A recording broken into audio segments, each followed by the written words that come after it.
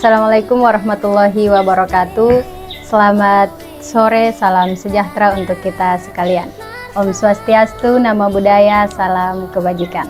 Salve. Halo pemirsa dimanapun kalian berada, kembali lagi di podcast Tiada Rahman Tual. Bersama saya Hadijah Rahanyamtel selaku host yang akan memandu podcast ini selama 30 menit ke depan. Ya, walaupun suasana hari ini agak berbeda, tetapi tetap kembali di podcast Tiada Rahman Tual. Topik yang akan kita bahas kali ini adalah pentingkah peraturan OHOI. Nah, telah ada bersama saya narasumber kita Bapak Krijalisun SAP SM SH MH. Bagaimana Pak kabarnya hari ini? Alhamdulillah baik. Aktivitasnya lancar Pak? Lancar sekali. Alhamdulillah. Ya, topik yang kita bahas kali ini pentingkah peraturan OHOI.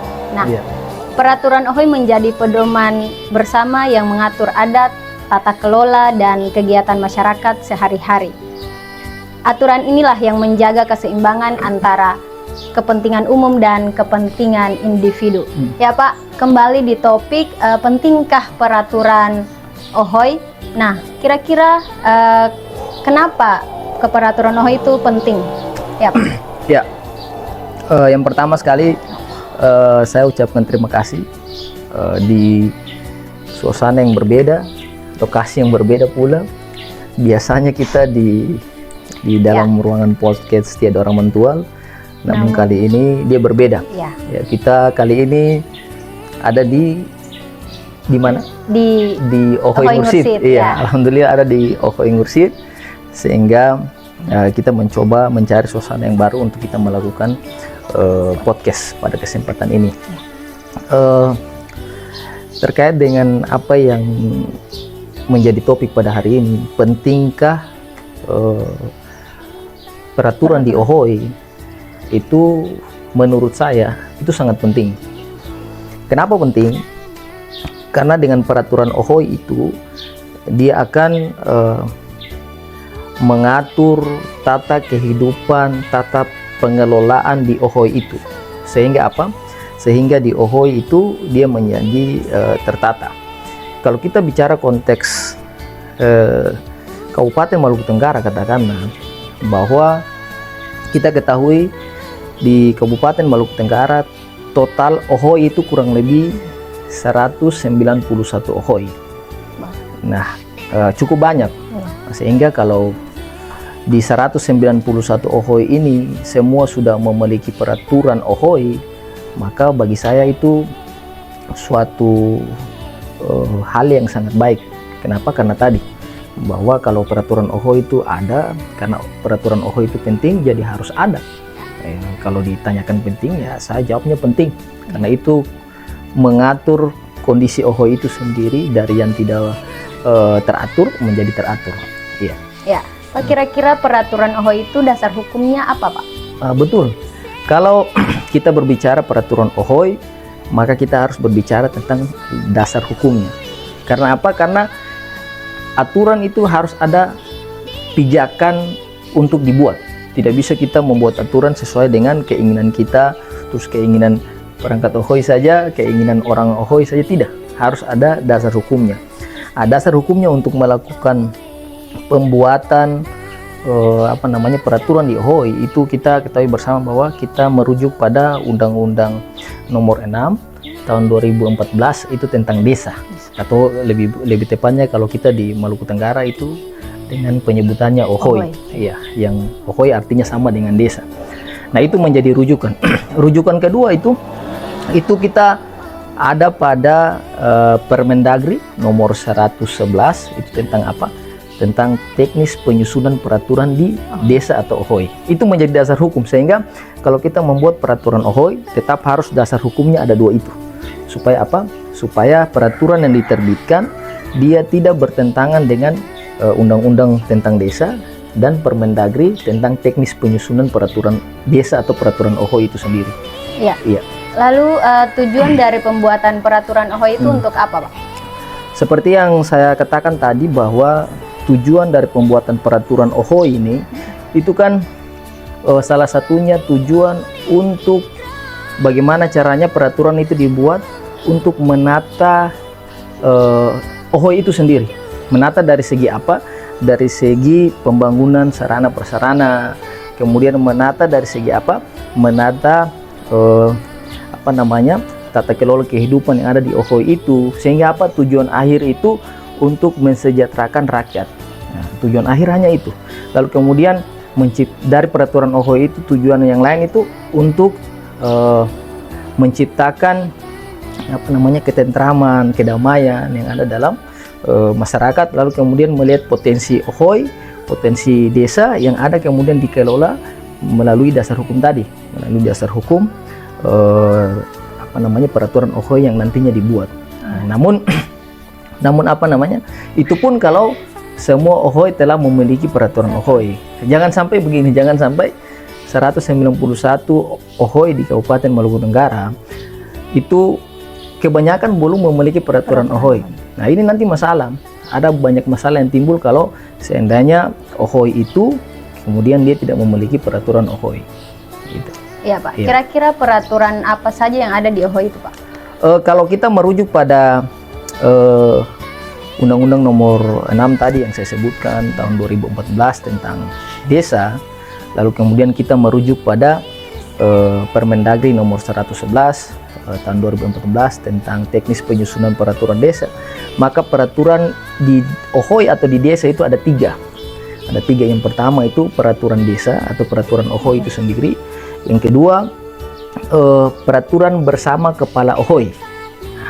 Terus yang ketiga peraturan kepala OHOI atau kepala desa. Nah, tiga ini yang menjadi dasar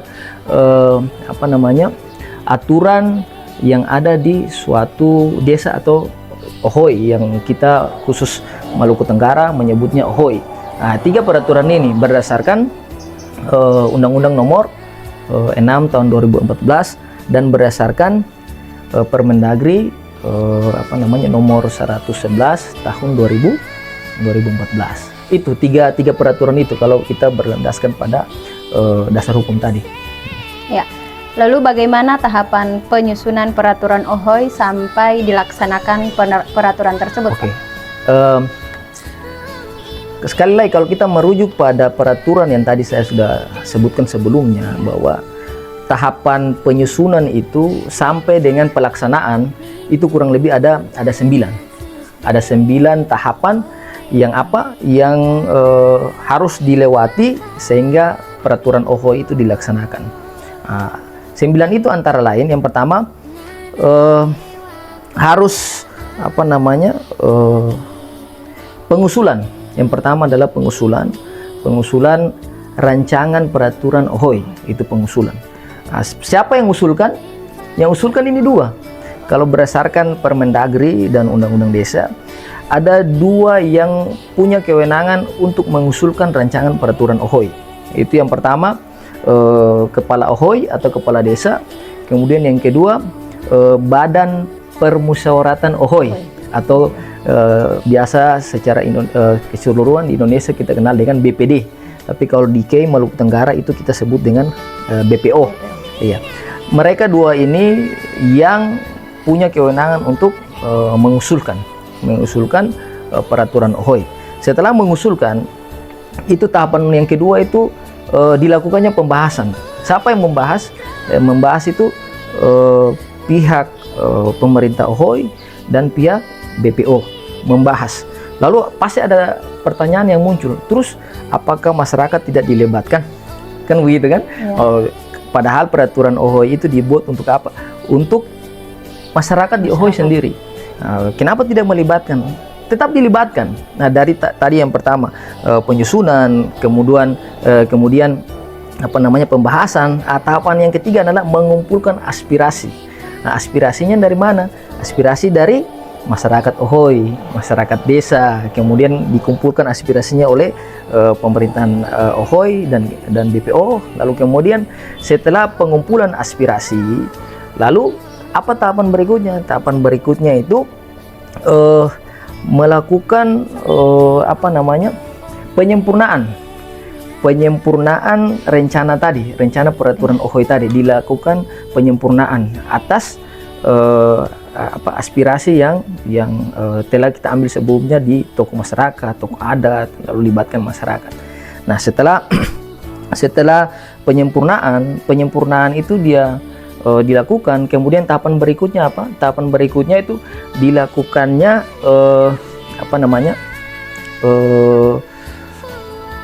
sorry, saya agak lupa, tapi saya mencoba untuk menjelaskan. Setelah penyempurnaan, terus kemudian pengajuan. Nah, pengajuan itu siapa yang ajukan? Ajukan dari pemerintah desa ke pihak BPO untuk dibahas. Nah, setelah pengajuan, lalu kemudian dilakukannya pengesahan. Nah, pengesahan oleh siapa? Pengesahan oleh pemerintah OHOI untuk disahkan. Nah, setelah disahkan kemudian dilakukan penetapan oleh siapa? Oleh pemerintah OHOI. Nah, setelah dilakukan penetapan, lalu kemudian dilakukan pengumuman. Nah, pengumuman ini ke siapa? Pengumuman ini, informasi ini, rancangan undang-undang ini yang telah rancangan peraturan OHOI ini yang telah ditetapkan, diumumkan ke seluruh masyarakat melalui apa? Melalui media sosial, melalui papan informasi yang milik pemerintah OHOI. Itu dilakukan sosialisasi atau pengumuman. Setelah dilakukan pengumuman, maka terakhir yang ke-9 itu ialah dilakukan pelaksanaan peraturan OHOI itu. Nah, kurang lebih 9 proses ini yang harus dilewati agar apa? Agar lahirlah sebuah peraturan di OHOI. Ini yang harus dilakukan. Sehingga jangan sampai ada tahapan ini yang terlewatkan. Kalau tahapan ini terlewatkan, maka apa? Maka peraturan yang kita akan lahirkan tadi, dia tidak memenuhi syarat formil hukum. Nah, dia tidak memenuhi syarat itu, sehingga tahapan itu harus dilaksanakan sampai dengan pelaksanaan peraturan OHOI itu sendiri. Nah, siapa yang melaksanakan peraturan itu? Pemerintah OHOI yang nanti melaksanakan peraturan itu. Iya, kira-kira begitu. Iya, Pak. Terus siapa yang berwenang membuat peraturan di OHOI itu sendiri? Yang tadi saya sudah sampaikan bahwa berdasarkan Undang-Undang Nomor 6 Tahun 2014 tentang desa itu, yang mengesahkannya itu kan ada dua, yang mengusulkan itu ada dua. Yang pertama adalah pemerintah OHOI atau pemerintah desa, yang kedua ialah Badan Permusyawaratan OHOI. Dua lembaga ini memiliki kewenangan untuk apa? Untuk mengusulkan rancangan peraturan OHOI. Dua lembaga ini tanpa mereka mengesampingkan saran pendapat dari masyarakat untuk menyempurnakan rancangan peraturan yang mereka buat sebelumnya. Ya. Bicara tentang peraturan OHOI, mungkin banyak OHOI yang belum mempunyai peraturan OHOI. Nah, jika satu OHOI tidak memiliki peraturan OHOI, bagaimana, Pak? Apakah ada sanksi atau apa? Iya. Jadi begini. Jadi keberadaan peraturan di OHOI itu sangat penting. Kenapa? Karena dengan peraturan yang ada di OHOI, pemerintah OHOI itu dapat membuat itu sebagai rujukan pembangunan. Nah, pembangunan baik pembangunan sarana prasarana atau pembangunan fisik, kemudian pembangunan sumber daya manusia melalui pemberdayaan. Nah, dengan peraturan itu, maka arah pembangunan di OHOI itu dapat terarah. Nah, dia berbeda dengan suatu OHOI yang dia tidak punya peraturan, kemudian dia melakukan pembangunan. Maka saya pastikan bahwa itu tidak akan terarah, bahkan akan terjadi penyalahgunaan kekuasaan di situ. Nah, sehingga ini menjadi penting. Maka kita akan lihat perbedaan di situ, perbedaan OHOI yang punya peraturan dan perbedaan OHOI yang tidak punya peraturan. Nah, kalau terlihat salah satu contoh begini, OHOI yang tidak memiliki peraturan, maka apa? Kebanyakan OHOI itu masyarakatnya tidak tertib. Dia tidak tertib, kenapa? Karena tidak ada aturan yang mengikat dia dalam pelaksanaan tata kehidupan di OHOI. Namun dia berbeda kalau ada OHOI yang memiliki peraturan. Maka apa? Maka fungsi pengawasan kehidupan sosial masyarakat di Ohoy itu dapat diarahkan kehidupannya, mulai kehidupan bermasyarakatnya, kehidupan sosial budayanya, itu semua terarahkan karena ada landasan hukumnya di situ, sehingga masyarakat di Ohoy mereka tidak semena-mena melakukan tindakan-tindakan yang tidak seharusnya. Nah, kalau ditanya apakah ada sanksi apabila suatu Ohoy tidak memiliki peraturan, itu biasanya ada sanksi. Ada sanksi dari mana? Dari pemerintah yang satu tingkat di atasnya. Misalnya bupati, wali kota. Nah, misalnya mereka yang punya kewenangan memberikan sanksi itu. Sanksinya berupa apa? Biasanya ada teguran secara administratif. Nah, bahkan sanksi yang terparah itu bisa saja dana Ohoy itu, ya kan? Dana Ohoy yang diberikan setiap tahun untuk pengelolaan Ohoy itu bisa saja tidak diberikan. Iya, tidak diberikan karena apa? Karena pemerintah Ohoy tidak memenuhi syarat untuk pemberian dana tersebut ke Ohoy. Kenapa? Karena itu salah satunya adalah aturan itu yang tidak mereka miliki. Sehingga saya tidak tahu kondisi di Kabupaten Maluku Tenggara seperti apa. Dari 191 Ohoy itu apakah semua Ohoy di Maluku Tenggara sudah memiliki aturan atau tidak? Ataukah banyak yang sudah memiliki aturan namun terkendala di kepala Ohoy dan perangkatnya, misalnya tidak memiliki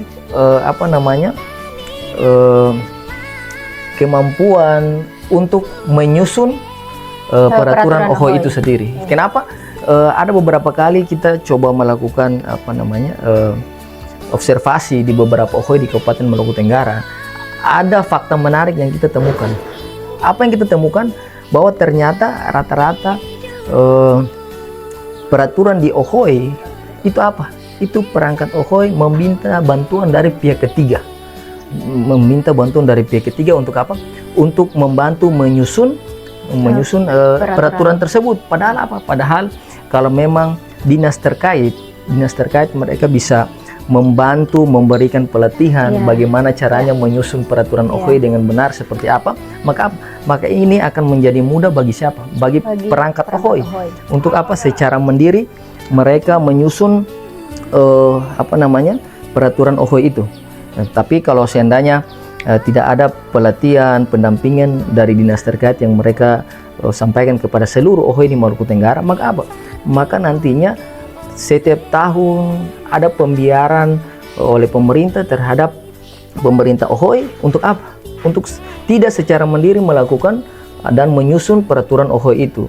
Nah, makanya dari temuan yang kita dapat di lapangan, maka harapan saya begini, harapan saya harusnya ada pendampingan yang rutin yang dilakukan oleh pemerintah, dalam hal ini dinas terkait, untuk mendukung, memberikan pelatihan kepada seluruh perangkat Ohoy untuk apa? Untuk mampu membuat dan menyusun peraturan Ohoy itu sendiri. Karena begini, kita bicara fakta saja bahwa jujur salah satu kendala yang membuat pemerintah Ohoy kesulitan membuat peraturan Ohoy itu, salah satunya adalah yang pertama kurangnya informasi. Kemudian yang kedua, mohon maaf harus saya katakan bahwa terjadinya kekurangan sumber daya manusia. Nah, sumber daya manusia maksudnya begini, bukan orang di situ yang tidak ada, tapi orangnya ada, namun sumber daya manusia yang dimaksud ini adalah tidak ada sumber daya manusia yang punya kompetensi dalam penyusunan itu. Iya, dalam penyusunan perangkat Ohoy, peraturan Ohoy. Sehingga apa? Sehingga mereka harus mau dan tidak mau cari orang dari luar. Maksud saya begini, kasihan kalau seandainya mereka dana desa yang harus digunakan, dana Ohoy yang harus digunakan untuk pembangunan di desa, namun karena syarat dari dinas terkait semua wajib untuk melakukan pembuatan rencana Ohoy agar pencairan dana Ohoy itu dilaksanakan, iya kan? Maka apa? Mereka harus mencari orang, kemudian dana itu dikeluarkan lagi untuk membayar orang. Iya kan? Jangan jadikan ini sebagai proyek. Maksud saya seperti itu. Supaya apa? Supaya kalau kita melatih secara mandiri pemerintah di Ohoy, itu semua perangkatnya kita melatih, maka apa? Lambat laun kita melakukan pendampingan secara terus-menerus, insentif, secara rutin. Maka apa? Maka lama-kelamaan Ohoy itu dia akan secara mandiri menyusunnya. tanpa harus mereka membayar orang lagi di luar sana untuk menyusun perangkat OHOI, peraturan OHOI yang ada di OHOI.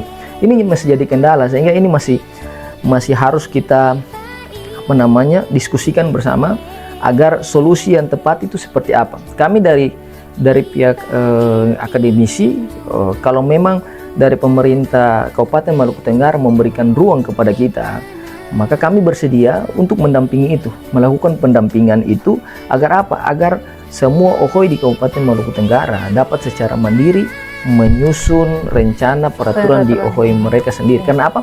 Karena pemerintah OHOI melalui perangkat OHOI mereka sendiri yang tahu kondisi OHOI-nya.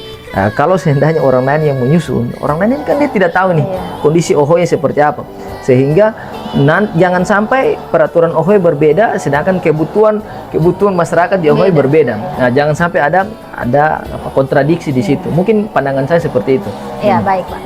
Jadi peraturan OHOI sangat penting di suatu OHOI untuk menertibkan kondisi kehidupan sosial di OHOI. Nah, mungkin sebelum saya tutup Pak, mungkin closing statement dari Bapak. Iya. Sebenarnya kalau kita berbicara tentang suatu peraturan di OHOI itu menarik karena kalau kita bicara konteks Kabupaten Maluku Tenggara, itu kurang lebih yang tadi saya sudah katakan bahwa 191 OHOI kurang lebih. 191 OHOI ini syukur-syukur kalau semua OHOI sudah punya peraturan OHOI yang mereka membuatnya secara mandiri. Artinya mereka sendiri yang bikin.